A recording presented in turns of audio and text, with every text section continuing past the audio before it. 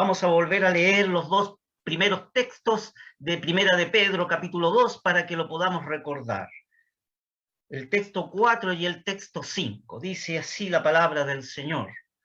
Al cual allegándoos, piedra viva, reprobada cierto de los hombres, empero elegida de Dios, preciosa. Vosotros también, como piedras vivas, sed edificados una casa espiritual y un sacerdocio santo para ofrecer sacrificios espirituales agradables a Dios por Jesucristo. Este es el principal pasaje del Nuevo Testamento que se refiere al sacerdocio universal de todos los creyentes en Cristo. Y con la ayuda del Señor en esta tarde, en esta noche, veremos qué son los sacrificios espirituales que aquí la palabra del Señor expresa. El sacerdocio universal ha sido establecido por Dios para que todo creyente sienta la responsabilidad y aprecie el privilegio de ofrecer sacrificios espirituales. Querido hermano, querida hermana, usted como creyente es un sacerdote. Usted tiene que apreciar la responsabilidad y el privilegio que tiene usted de ofrecer estos sacrificios espirituales a Dios por medio de Jesucristo, como dice la Escritura. Pero hay una diferencia fundamental entre el sacrificio realizado por el Señor Jesús, el sacrificio de Cristo y el sacrificio espiritual que realizan los cristianos. Cristo se ofreció a sí mismo en una ofrenda que ha obtenido eterna redención y que no necesita repetición. Por esta razón, el creyente no es exhortado en ninguna parte de la Escritura a que presente sacrificios redentores. Los sacrificios que se piden de él son espirituales. La Sagrada Escritura emplea el lenguaje de los sacrificios para referirse al sacerdocio del creyente. El carácter único del sacrificio de Cristo en esa cruz de ignominia no significa que nosotros tengamos que ofrecer sacrificios, pero estos son distintos. Estos tienen otro aspecto en cuanto a su naturaleza y en cuanto a su finalidad.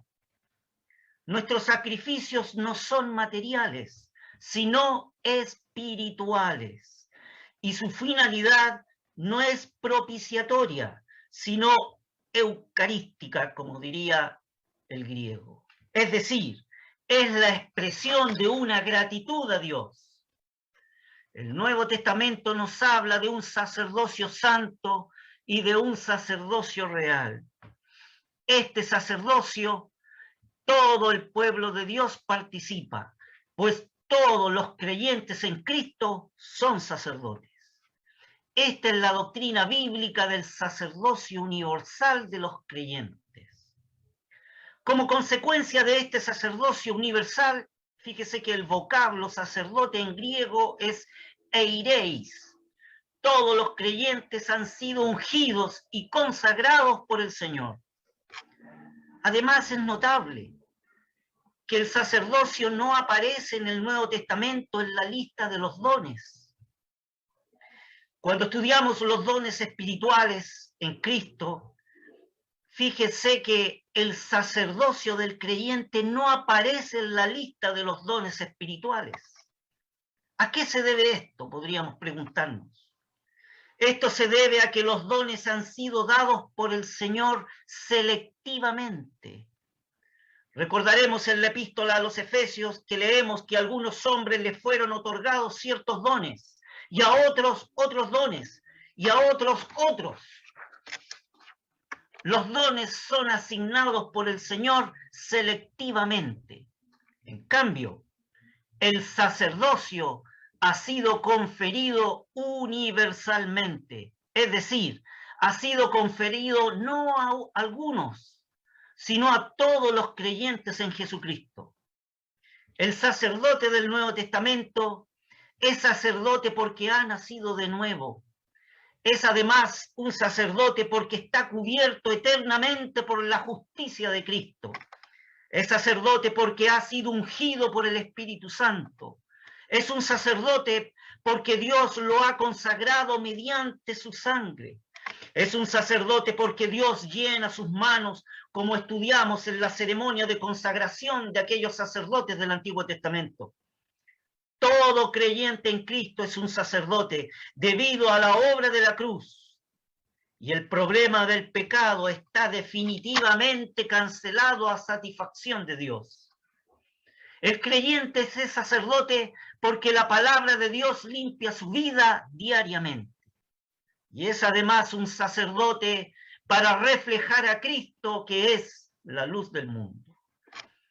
Fíjese que hemos leído en Apocalipsis, en el capítulo 1, el texto 5, la segunda parte, al que nos amó. La verdad, estimados, apreciados hermanos, de que aquí está mal conjugado el verbo. Hay una mala traducción en nuestras Biblias, porque el verbo está en modo indicativo, es decir, una acción real. Está en tiempo presente, una acción continua en el momento del tiempo. Y está en voz activa, significa que el sujeto la vida. Por lo tanto, el término es al que nos ama. No dice ahí al que nos amó, sino que el verbo está mal conjugado allí, está mal escrito, está mal transcribido. Así que raye su Biblia, hermana, hermano, y coloque el verdadero término gramatical, al que nos ama y nos ha lavado de nuestros pecados con su sangre, al que nos ama, al que te ama y nos ha lavado de nuestros pecados con su sangre y nos has hecho reyes y sacerdotes para Dios y su Padre. En la antigua dispensación, en la dispensación de la ley, el israelita piadoso traía su ofrenda al tabernáculo, como lo hemos estudiado en nuestros estudios anteriores, porque él quería acercarse a Dios. Además, porque el oferente de estos sacrificios quería verse libre de la consecuencia de sus pecados. Seguramente el judío piadoso se acercaba también con la intención de reverenciar a Dios y de vivir una buena relación con Dios. Pero la idea más elevada, la que siempre tenemos que subrayar, es que el oferente venía con la intención de adorar a Dios. Cuando un judío piadoso traía ese animal como ofrenda y se acercaba a la puerta del tabernáculo, él venía con la idea más elevada de su corazón. Él quería adorar a Dios. El Antiguo Testamento da testimonio de este hecho fundamental, la honra de Dios, atender el honor de Dios, por lo que Él mismo es. Esto tiene que ser siempre el motivo más elevado para poder acercarnos a Dios. En el mundo religioso de hoy, no se entiende en forma adecuada qué es un sacerdote.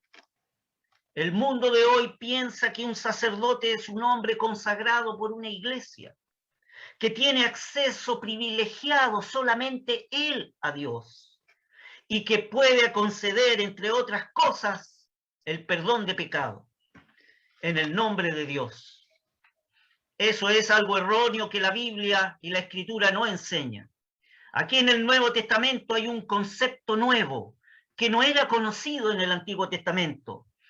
Era inconcebible para un judío que los prosélitos, es decir, hombres que provenían de los gentiles y que abrazaran la fe judía, era imposible que estos hombres prosélitos fueran sacerdotes. Tampoco lo podían ser las familias, las restantes familias, sino que Dios había establecido tan solo una familia, la familia de Aarón, y dentro de la familia de Aarón, la tribu de Leví. Pero ahora en el Nuevo Testamento, en esta era de la gracia, el sacerdocio es un privilegio que puede disfrutar todo creyente en Cristo. En la antigua dispensación de la ley, el sacerdocio constituía un grupo aparte, un grupo privilegiado. Dentro de la tribu de Leví, tan solo la familia de Aarón era la que podía hacer y ejercer el sacerdocio. Y así había sido establecido por Dios en el Antiguo Testamento. Pero bajo esta nueva dispensación, bajo esta nueva era de la gracia, cada individuo creyente en Cristo, hombre o mujer, aunque sea el más prominente de todos o el más sencillo y débil como yo, es un sacerdote en Cristo. Todo creyente en Cristo es un sacerdote. Así ha sido establecido por Dios. Y ahora entonces todos los creyentes son sacerdotes. Porque hemos sido constituidos por el Señor Jesucristo, como leíamos en Apocalipsis, en un cuerpo de reyes y sacerdotes. Cuando nosotros pensamos en la iglesia constituida así como está, por seres tan débiles, apenas sí entendemos la gran realidad que es la iglesia de Cristo. Con frecuencia nos desanimamos, nos desalentamos, y este desánimo proviene del hecho de que nosotros miramos lo que nosotros hacemos delante del Señor. Sin embargo, la iglesia no tiene que ser mirada de esa manera. La iglesia es el edificio que Dios está levantando. A nosotros nos parece que nada ocurre, pero Dios está obrando por medio de su palabra y por medio de su espíritu de divinidad, el Espíritu Santo. Dios, queridos hermanos, queridas hermanas, está obrando. Dios está levantando un edificio que es hecho por seres humanos como piedras vivas, como hemos leído aquí en Primera de Pedro, capítulo 2. Y todavía más, notemos que es un edificio que está siendo construido para la morada de Dios en la tierra. La iglesia no es un edificio para albergarnos a nosotros. La iglesia es un edificio espiritual que está siendo construido para la morada de Dios aquí en la tierra. Y esta es la gloria de la iglesia. Esto es la iglesia desde que fue creada. La gloria de la iglesia es que tiene en medio para siempre a la gran cabeza y fundador y a su único Señor, el Señor Jesucristo. Esto otorga a la gran iglesia universal toda su trascendencia. Esto establece su destino y esto determina su tarea. La iglesia es el ámbito de un sacerdocio no limitado para ofrecer los sacrificios espirituales que el Señor requiere de cada creyente en Cristo. Hemos destacado que el creyente no tiene que ofrecer sacrificios redentores, pero también hay que destacar que la Escritura no habla nunca del sacerdocio de la iglesia. Voy a volver a repetir este punto porque es de suma importancia. Hemos destacado que el creyente en Cristo no tiene que ofrecer sacrificios redentores. Este sacrificio redentor lo hizo una sola vez para siempre jamás el Señor Jesús en esa cruz de ignominia, el cual derramó su sangre y resucitó para nuestra justificación. Pero hay que destacar que la Escritura nunca habla del sacerdocio de la iglesia. El sacerdocio es una responsabilidad individual de cada creyente en Cristo, que no puede ser transferida a otros. Aquí debemos detenernos un poco, hermanos. Aquí debemos detenernos un poco para apreciar algo sobre la naturaleza de la iglesia y sobre el privilegio que Dios nos da de pertenecer a ella. Nuestra tarea como sacerdotes en Cristo es personal, indelegable. Es responsabilidad personal de cada uno de los hijos de Dios. Pero el ámbito para el desarrollo de este sacerdocio es la asamblea local o es la iglesia local. Si queremos vivir este sacerdocio, dejemos las actitudes vacilantes con respecto a la iglesia local, porque nuestra actitud no puede ser otra que una identificación plena con el pueblo de Dios, una identificación plena con la lucha, con su destino y con su gloria. Notemos que se habla en la Escritura, queridos hermanos, de ofrecer sacrificios espirituales que son agradables a Dios por medio de Jesucristo. Podríamos volver a leer el texto para que nos quede más claro aún. Vosotros también, como piedras vivas, sed edificados una casa espiritual y un sacerdocio santo. Aquí está la responsabilidad individual de usted, querido hermano, y de usted, querida hermana. Es su responsabilidad individual delante del Señor ser edificada en su vida una casa espiritual y un sacerdocio santo. ¿Con qué objetivo? Para ofrecer sacrificios espirituales que son agradables a Dios por medio de Jesucristo. Notemos que aquí la Escritura habla de sacrificios espirituales y aquí hay que destacar dos grandes aspectos. Primero, en que Dios encuentra una satisfacción en la espiritualidad de su pueblo. Déjeme decirlo así, querido hermano, querida hermana. Dios encuentra un gozo y una satisfacción plena en la espiritualidad que usted pueda tener delante de Él. Dios encuentra ese gozo y esa satisfacción en la espiritualidad que tiene cada uno de sus hijos que conforman su pueblo. Dios encuentra satisfacción en una actividad del espíritu humano cuando éste recibe la energía del Espíritu Santo.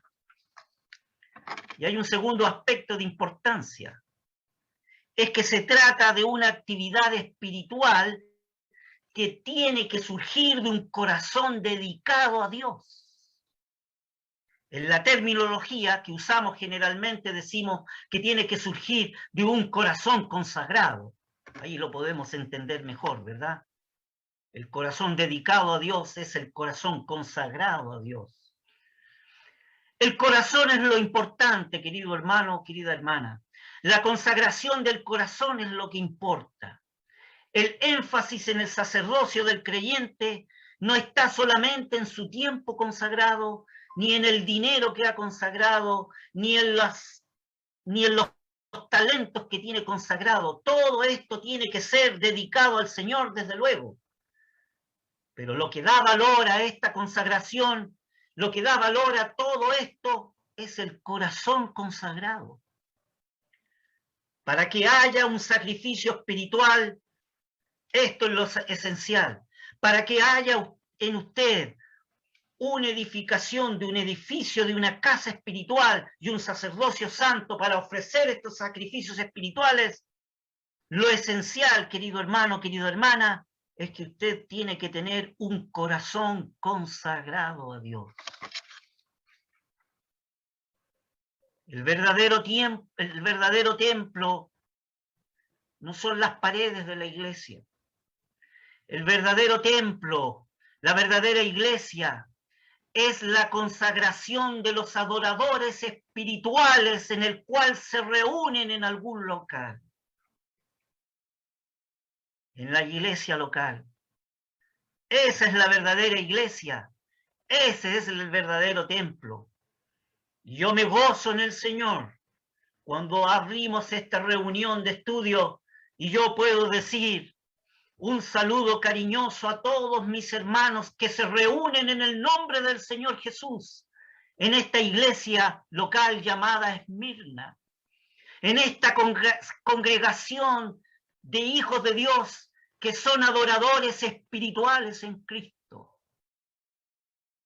Los lugares del culto cristiano conforme al Nuevo Testamento no son propiamente los templos construidos en forma material, como había en el sentido del Antiguo Testamento.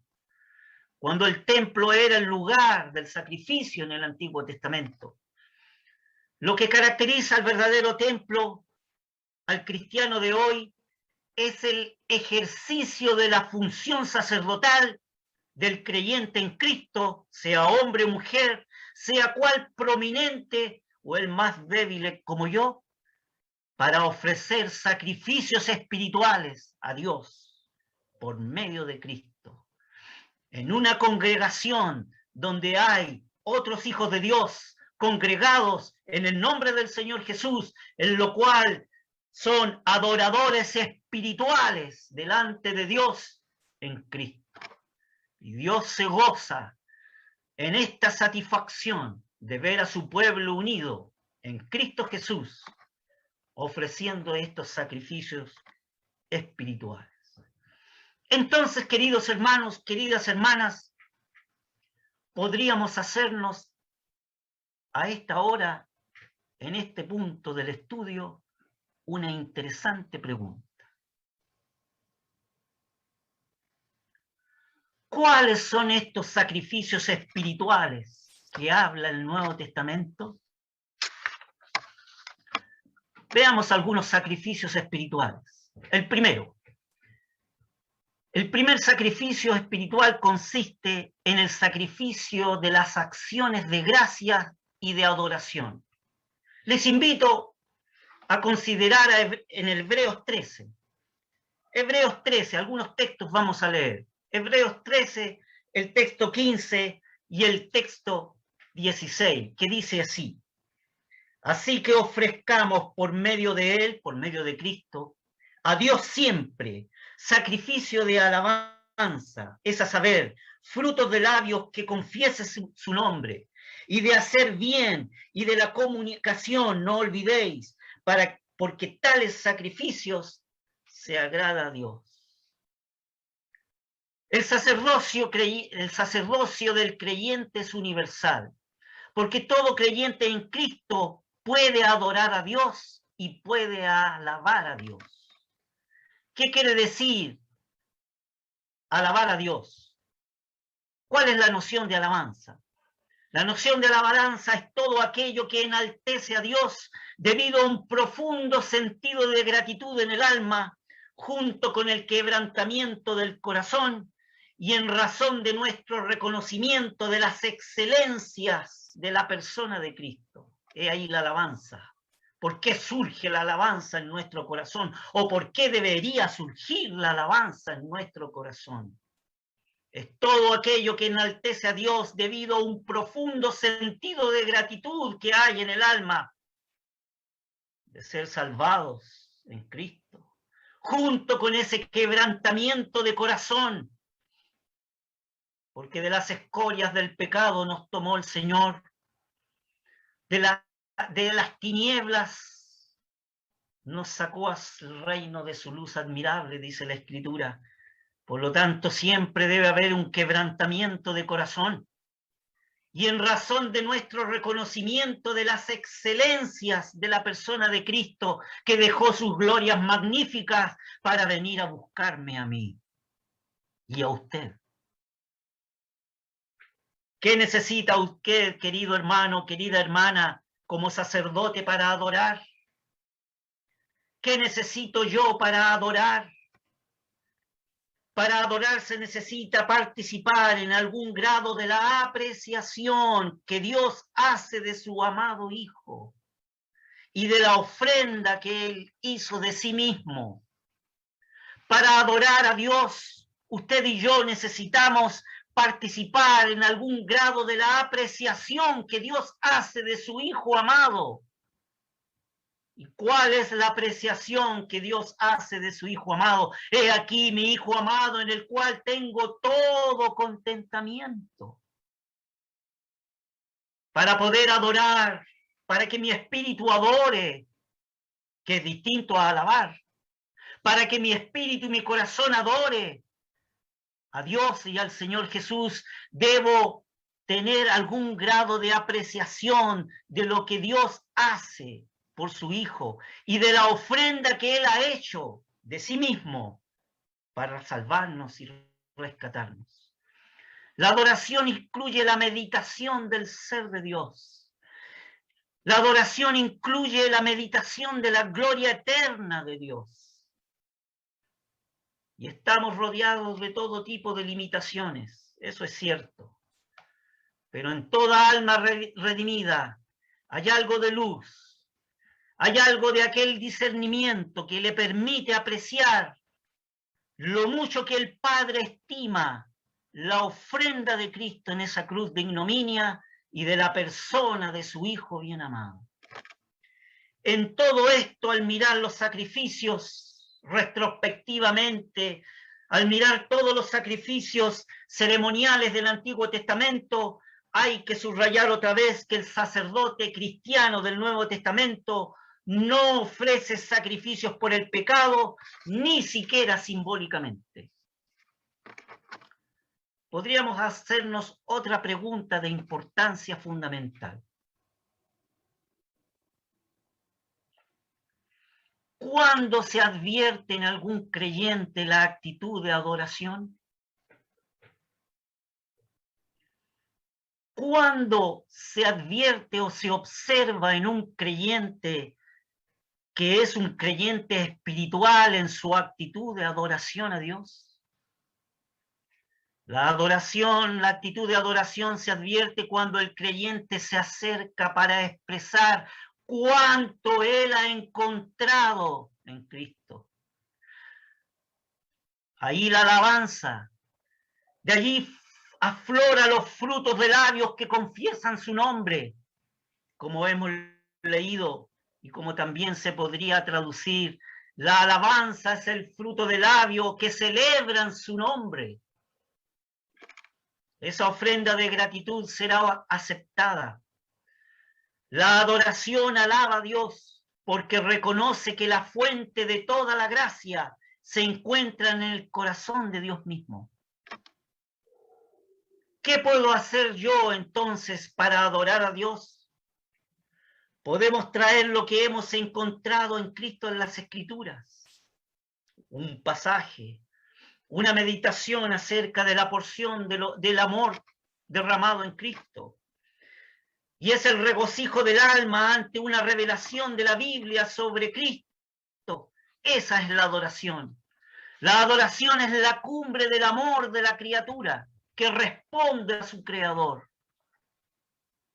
La pregunta que nosotros debemos hacernos, queridos hermanos, queridas hermanas, ¿estoy ejerciendo el privilegio de ser un adorador espiritual? ¿Estoy ejerciendo el privilegio de ejercer un sacrificio espiritual como un sacerdote delante de Dios en medio de un pueblo congregado para adorar espiritualmente a Dios, con frutos que confiesen su nombre, con alabanzas en los himnos como cantamos y en la expresión de adoración de gratitud de un corazón humillado, rescatado, transformado, regenerado por la obra preciosa de aquel que bajó de sus glorias magníficas para venir a rescatarme a mí. Anímese, querido hermano, querida hermana, que usted puede adorar a Dios privadamente o puede adorar a Dios públicamente. Cuando surge en nosotros el sentido profundo de gratitud en el alma por el lugar que Dios nos ha dado en Cristo, la vitalidad de una asamblea no se advierte en ninguna otra actividad. Escuche bien, querido hermano, querida hermana. La vitalidad de una asamblea no se advierte en ninguna otra actividad como se advierte en la adoración espiritual. Hombres y mujeres espirituales se necesitan en medio del pueblo de Dios. Hombres consoladores, hombres y mujeres consoladoras. Porque pesada es la carga del mal en todo corazón humano. Y se necesitan adoradores espirituales y consoladores espirituales que sepan consolar como Cristo consoló. La vitalidad de una asamblea, de una iglesia, no se advierte en ninguna otra actividad como se advierte en la actividad de la adoración espiritual. Cuando hay hombres y mujeres deseosos de alabar y adorarle, aquí hay una iglesia vital, allí hay una congregación vital. El Señor se destaca en una reunión de alabanza, en una iglesia donde sus hijos es el primer sacrificio espiritual de alabanza y de adoración, dentro del cual el sacrificio de adorar a Dios es el más importante. Hay un segundo sacrificio espiritual, queridos hermanos, queridas hermanas.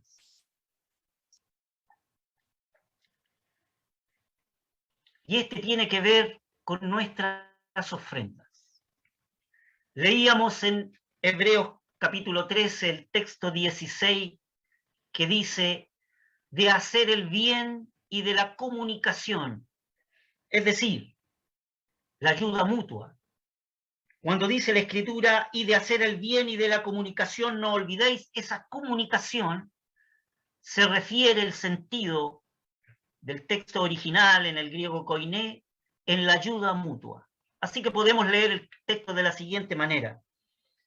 Y de hacer el bien y de la ayuda mutua entre hermanos, no os olvidéis, porque de tales sacrificios se agrada a Dios. El sacerdocio universal también tiene que incluir este sacrificio espiritual. Esta es la comunión práctica con los hermanos que están en necesidad. La ayuda se refiere al hecho de compartir con los hermanos que no pueden recompensarnos en la tierra. Se trata de compartir con ellos dones materiales. Acompáñenme, por favor, a una porción de la Escritura en Filipenses capítulo 4, el texto 15, que dice así. Filipenses capítulo 4, el texto 15. Y sabéis también vosotros, oh filipenses, escribe el apóstol Pablo, que al principio del Evangelio, cuando partí de Macedonia, ninguna iglesia me comunicó en razón de dar y recibir, sino vosotros solos, o sea, los filipenses.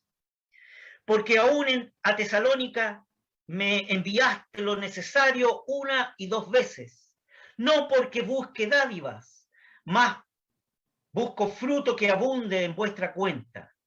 Empero todo lo he recibido y tengo abundancia, estoy lleno, y habiendo recibido de Epafrodito lo que enviaste, olor de suavidad, sacrificio acepto, agradable a Dios. Mi Dios pues suplirá todo lo que os falta conforme a las riquezas en la gloria en Cristo Jesús. ¿Cuál es la enseñanza aquí? Ese olor de suavidad, ese sacrificio espiritual acepto, agradable a Dios, son las ofrendas. Son las ofrendas ejercidas de la comunicación, de la comunión que tienen entre los hermanos y en amor, al ver la necesidad de otro hermano, se comunican, se ponen de acuerdo delante del Señor y hacen una ofrenda, no un sueldo, una ofrenda. Y esta ofrenda había sido enviada al apóstol Pablo. Y fue enviada por Epafrodito. Los filipenses encargaron a Epafrodito, otro hermano, para hacer enviada esta ofrenda al apóstol en su necesidad. Y el apóstol, al recibir en forma sorpresiva esta comunicación de amor por parte de los filipenses, encontró de que esto era una ofrenda de olor de suavidad, un olor grato, un sacrificio espiritual acepto, agradable a Dios. ¿Y cuál es la recompensa que tuvieron los filipenses? Es el texto 19, que dice, mi Dios pues suplirá todo lo que os falta, queridos hermanos de Filipos, conforme a las riquezas en la gloria en Cristo Jesús. Esa fue la respuesta del apóstol a los filipenses. Todo esto, queridos hermanos, tiene que ver con nuestros sacrificios espirituales por medio de Jesucristo delante de Dios, los cuales son agradables en Cristo. Hay un tercer sacrificio espiritual que quisiera compartir con ustedes. Efesios, capítulo 6, por favor, acompáñenme a Efesios, la epístola a los Efesios, capítulo 6, y leeré dos textos, el texto 18 y 19, el cual dice así, habla el apóstol Pablo a todos los hermanos que se reúnen en el nombre del Señor Jesús en la ciudad de Éfeso, aquellos que están congregados para ofrecer sacrificios espirituales agradables a Dios en esa localidad.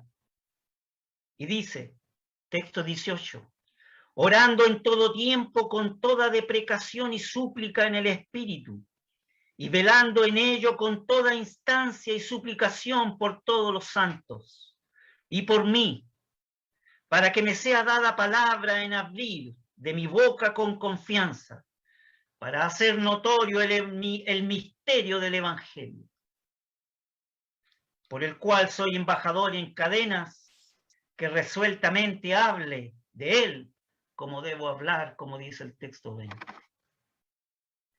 He aquí el tercer sacrificio espiritual, agradable a Dios, que un sacerdote en Cristo debe realizar. La intercesión por otros. El interceder delante de Dios por otros hermanos en Cristo. Pablo pide a los efesios que oren por todos los santos y agrega además por mí. Pero pide que oren con deprecación y con súplicas. Con deprecación y súplicas. No es una oración sencilla, no es una oración mecánica, no es un rezo. Es un sacrificio espiritual. Es un sacrificio en el cual yo he de orar por un hermano, por un ministro, por un siervo del Señor, por un hermano que está enfermo, etc. Y he de apartarme un momento a un lugar y cierro mi puerta. Y con deprecación y súplica derramo mi corazón delante de Dios en intercesión por todos los santos y por mí, dice el apóstol, para que me sea dada la palabra en la predicación del Evangelio. Qué profundidad del apóstol, queridos hermanos. Él no pidió ser liberado de la cárcel. Esta epístola fue escrita cuando él estaba encarcelado. Él no pidió ser liberado de la cárcel. Él no pidió, hermanos, oren por mí para yo ser liberado de estas cadenas de la cárcel. Y esto es notable. Él pidió que oren por todos los santos y por mí, para que me sea dada palabra en la predicación del Evangelio. Queridos hermanos, queridas hermanas, hemos estudiado la consagración de los sacerdotes del Antiguo Testamento, las sombras, las figuras, las ilustraciones ya han quedado atrás. Ahora es lo real. Esta es la era de la gracia y cada creyente en Cristo es un sacerdote delante del Señor y responsable en su vida espiritual. Por eso la palabra nos exhorta que debemos allegarnos a la piedra viva que es Cristo.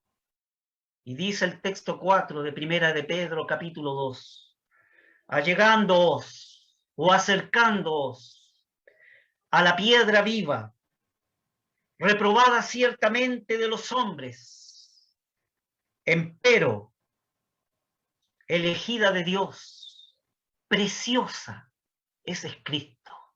Cristo fue elegido de Dios y es precioso. Entonces, La exhortación es esta, queridos hermanos. Vosotros también, como piedras vivas, sed edificados en una casa espiritual y un sacerdocio santo apartado. ¿Con qué objetivo? Para ofrecer sacrificios espirituales, los que hemos considerado en esta noche, agradables a Dios por medio de Jesucristo.